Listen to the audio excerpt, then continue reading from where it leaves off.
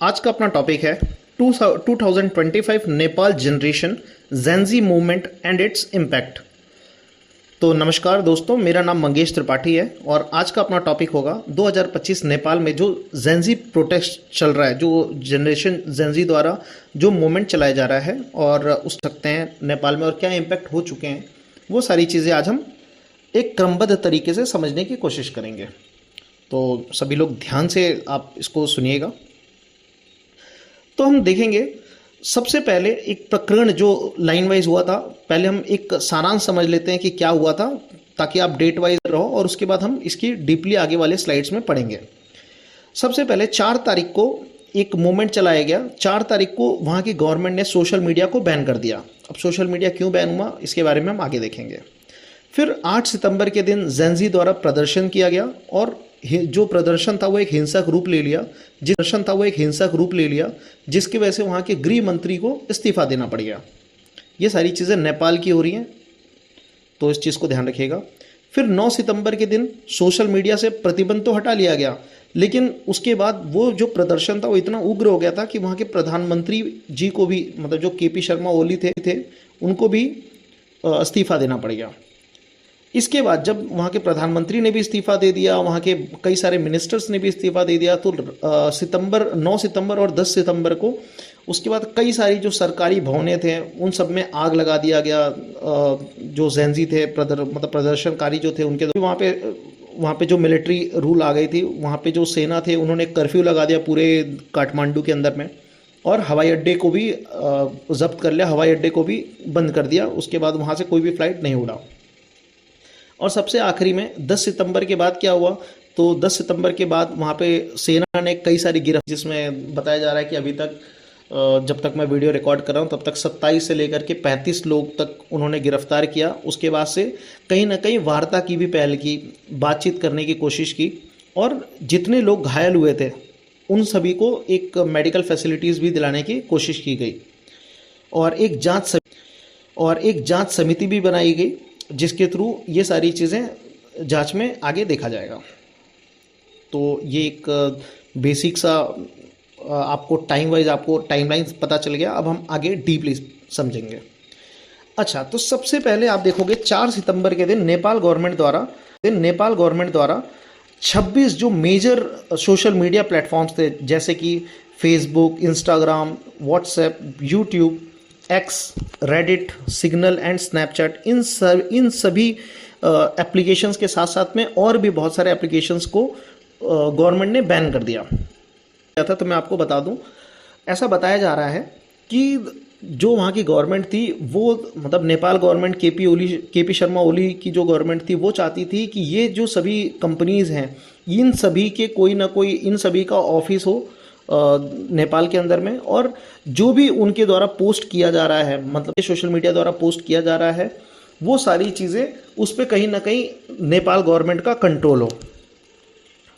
तो ये सारी चीज़ें पॉसिबल नहीं थी, जिसकी वजह से किसी भी कंपनी ने एंटरटेन नहीं किया सिवाय टिकटॉक के। तो सिर्फ टिकटॉक को छोड़ करके बाकी जितने भी सोशल मीडिया प्लेटफॉर्म्स थे, almost 26 major social media platforms को केपी शर्मा ओली की गवर्नमेंट ने बैन कर दिया।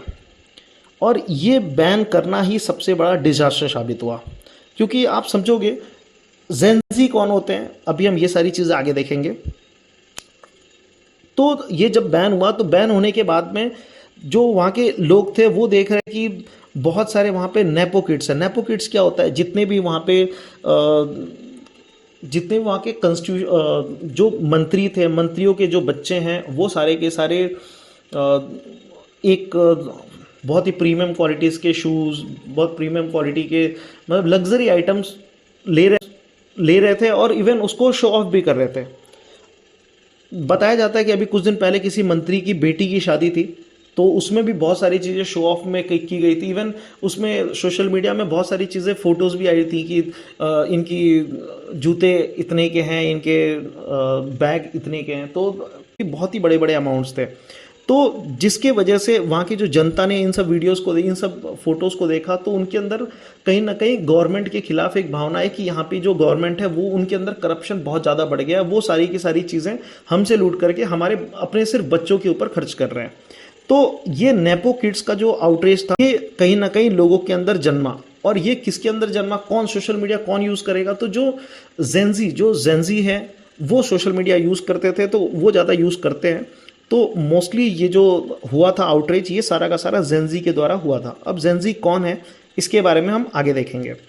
और एक चीज़ और आप समझ लीजिए, जब ये प्रोटेस्ट चल रहा था तो आप देखोगे हैशटैग नेपो किड और हैशटैग पॉलिटिशियन नेपो बेबीज, ये करके बहुत सारे ऐसे ट्रेंड हुए थे। हम आगे देखेंगे, जब यहाँ पे प्रोटेस्ट हुआ तो जब लोगों ने देखा ये सारी चीज़ें नेपो किड्स के ऊपर में, तो सारे के सारे जो जेंजी थे उन्होंने गवर्नमेंट, मतलब उनकी एक ऑर्गेनाइजेशन थी, जेंजी की ऑर्गेनाइजेशन नहीं थी, यानी कि एक ऑर्गेनाइजेशन है जिन्होंने परमिशन लिया गवर्नमेंट से प्रोटेस्ट करने के लिए। तो गवर्नमेंट को लगा कि छोटा मोटा प्रोटेस्ट होगा, उन्होंने परमिशन दे भी दिया। अब परमिशन मिलने के बाद जो ऑर्गेनाइजेशन थी उन्होंने टिकटॉक के माध्यम से लोगों से अपील की कि ज़्यादा से ज़्यादा लोग आएँ और उनके इस जो गवर्नमेंट के खिलाफ जो हम विद्रोह करें, जो मूवमेंट कर रहे हैं, उसके अंदर जुड़ें। और उनकी सिर्फ एक शर्त थी कि जो भी लोग आएंगे वो स्कूल यूनिफॉर्म में आएंगे। तो अपने स्कूल यूनिफॉर्म में जाते थे और वहाँ पे प्रोटेस्ट कर रहे थे। इवन लोगों पे इतनी लोग सड़कों पे आ गए कि वहाँ पे भीड़ देखने लायक हो गया था। अब जेंजी कौन होते हैं आप समझ लीजिए। जेंजी मतलब यानी कि जितने लोग 1996 मतलब 1996 से लेकर के 2012 तक जितने लोगों का जन्म हुआ है इसके बीच में, उन सभी को हम जेंजी बोलते हैं, जनरेशन जी बोलते हैं। तो ये था। इसके बाद से जब ये लोग प्रोटेस्ट करने लगे, जब ये मूवमेंट करने लगे, तो मूवमेंट कहीं ना कहीं बहुत उग्र हो गया। और 8 सितंबर के दिन ये मूवमेंट इतना ज़्यादा उग्र हो गया था कि गवर्नमेंट के इन प्रोटेस्टर्स के खिलाफ एक शूट एंड साइट का ऑर्डर देना पड़ गया, जिसमें 19 सिविलियंस की हत्या कर दी गई। यानी कि 19 सिविलियंस की जान चली गई, अप्रॉक्सीमेटली 19 या 19 से ज़्यादा भी हो गए थे। और कम से कम 300 लोगों तक इंजर्ड हो गए थे, जिसकी वजह से ये जो प्रोटेस्ट था वो और ज़्यादा बढ़ गया। ये कैसे बड़ा होगा, अब आप खुद समझिए कि जो बच्चे जहाँ जा कर के प्रोटेस्ट कर रहे हैं, अगर बच्चों के ऊपर गोली चलेगा या किसी के ऊपर, मैं बच्चे नहीं बोलूँगा, जेंजी यानी कि कहीं ना कहीं जो 30 या 28 साल के लड़कों के ऊपर अगर गोली चलेगा तो उसके घर वाले या फिर बाकी के लोग देखेंगे तो उनको बुरा लगेगा। ये गलत है, नहीं होना चाहिए। मैं डायरेक्टली रूलिंग गवर्नमेंट कैसे गोली चलवा सकती, ये भी चीज़ थी। तो इन सब चीज़ों को लेकर के बहुत ज़्यादा एक प्रेशर बना गवर्नमेंट के ऊपर में, जिसकी वजह से वहाँ के होम जो अफेयर मिनिस्टर्स थे, जो गृह मंत्री थे, उनको रिज़ाइन कर देना पड़ा 8 सितंबर के दिन। ये प्रोटेस्ट यही नहीं रुका, 9 सितंबर के दिन ये प्रोटेस्ट और उग्र हो गया। उसके बाद से कहीं ना कहीं जो वहाँ के प्राइम मिनिस्टर थे मिस्टर KP शर्मा ओली, उनको भी रिज़ाइन कर देना पड़ा और उनको भी देश से बाहर जाना पड़ गया। आप लोगों ने देखा होगा वीडियोस, कई सारे हेलीकॉप्टर से बाहर जा रहे हैं वो काठमांडू से बाहर। और उसके बाद पूरे काठमांडू के अंदर में मिलिट्री का डिप्लॉयमेंट कर दिया गया। तो ये सारी चीज़ें थी एस्केलेशंस के मेन रीजंस।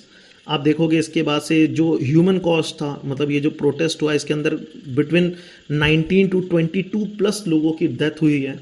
तो ये पूरे इंसिडेंट के दौरान मोर देन 20 लोगों की अगर डेथ हो रही है तो बहुत बुरी बात है, वो भी गवर्नमेंट के द्वारा, रूलिंग गवर्नमेंट के द्वारा। इसके बाद से लोग और ज़्यादा आए रोड पे और इन्होंने गवर्नमेंट के करप्शन के खिलाफ आवाज़ उठाया और अभी भी लोग आवाज़ उठा रहे हैं।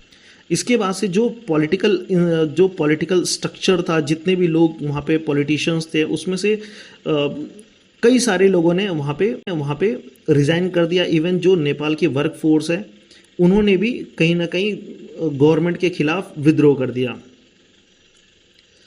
अगर हम और आगे बात करेंगे तो आप देख सकते हो, ये एक BBC का आप देख सकते हो आर्टिकल का फोटो, जिसमें एक जो सिंघा दरबार है वहाँ पे, उसका जो जैसे अपने यहाँ संसद भवन है उस टाइप का, उसको आग लगा दिया गया नेपाल में, और ये जेंजी द्वारा आग लगाया गया था। इसके बाद से KP शर्मा ओली को भी इस्तीफ़ा देना पड़ गया। इवन वहाँ की जो मिलिट्री है, अब जाकर के उन्होंने लोगों से बात करना स्टार्ट किया। उसमें बहुत सारे लोगों को उन्होंने अरेस्ट किया, लगभग मोर देन 27 लोगों को उन्होंने अरेस्ट कर लिया, अभी तक की न्यूज़ में आया है।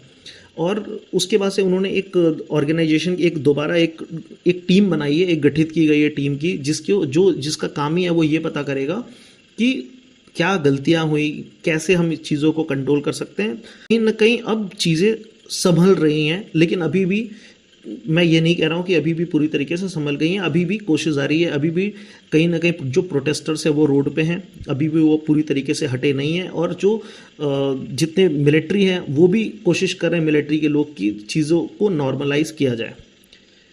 तो ये था आज का अपना पूरा वीडियो। उम्मीद है आपको मेरा वीडियो बहुत पसंद आया होगा। Thank you for watching my video. Please like, share and subscribe to my YouTube channel and thank you so much.